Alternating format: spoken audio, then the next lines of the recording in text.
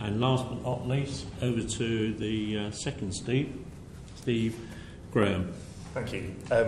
As I much said earlier on, I am a serving superintendent in the West Midlands Police with over a couple of decades' experience of policing football. I'm a regular football commander in high-risk matches. And so it's with that context that I wanted to come along today to talk about a number of issues that affect the policing of football matches, so that you'll be reassured that safe standing will not make the policing of football impossible going forward in the 21st century. I'd like to talk it and break it down as a bit of a chronological journey. Firstly, I'll talk about where we've come from. Secondly, I'll move to where we currently are. And thirdly, I'll go to where I think safe standing will take us. If we go back to those dark days of 1989, if you take yourselves back, not just to think about where you were when you heard that news, just think about life generally, the way in which a customer experience was, then translate to what a football fan's experience was in 1989. It wasn't standing that was a problem. It was the way that football supporters as a whole were treated, not just by the clubs, but I'll also say by the police as well. If you think about what stewarding was like in football grounds in 1989, it was just a bunch of people with a yellow bib who had no training. The stadiums had evolved almost organically over 100 years. There was no real sense of design or sense of purpose or sense of safety that was built in. And anyone who reads the Hillsborough report will see that basically they were almost planning for a disaster. If you wanted to organically grow a disaster, you'd probably try and build something like the Hillsborough Stadium in the late 1980s. If you then go forward to what we're currently doing now, we now have a better understanding of the way that crowds behave. Historically, we used to think that crowds had a herd mentality. That we, the police, could just treat football supporters and you would all behave with a hive mind. We'd be able to herd you in and herd you out. Fundamentally, that doesn't work. You're all individuals, and what we've come to realise is that you'll behave as individuals.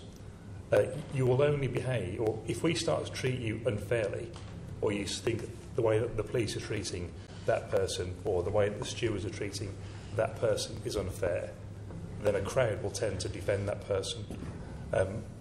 To make that relevant to the debate we've got in hand, you will often hear during football matches groups of supporters chanting, "We've paid our money, we'll stand if we want."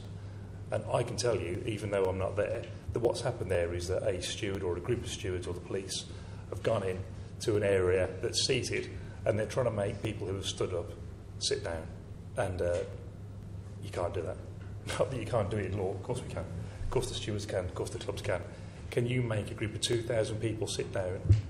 I challenge. I don't think I could make all of you sit down if you all wanted to stand up. And the bottom line is that fundamentally we as an industry are taking that choice away, and there are very few industries that will do it and offer you no option. I know that we spoke earlier on about rugby matches, cricket matches, sport, other music events where people can stand up.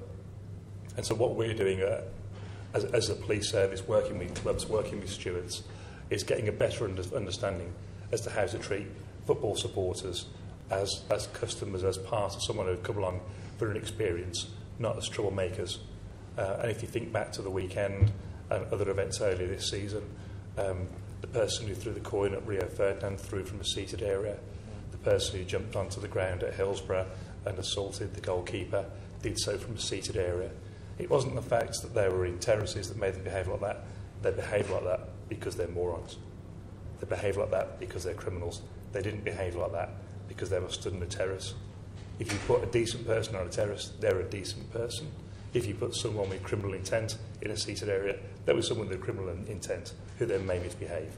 We've really got to say that because people will be put in a standing area, they will behave criminally is fundamentally wrong.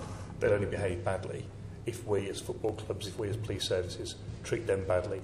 They will see that as unfair and they will then push back against it the same way as if I treated you unfairly in this room now.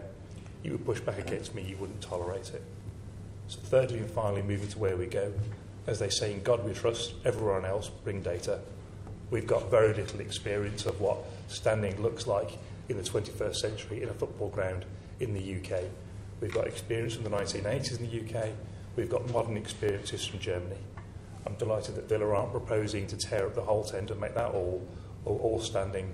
What they're saying is they've identified an area of the ground where they could do it and they can trial it there.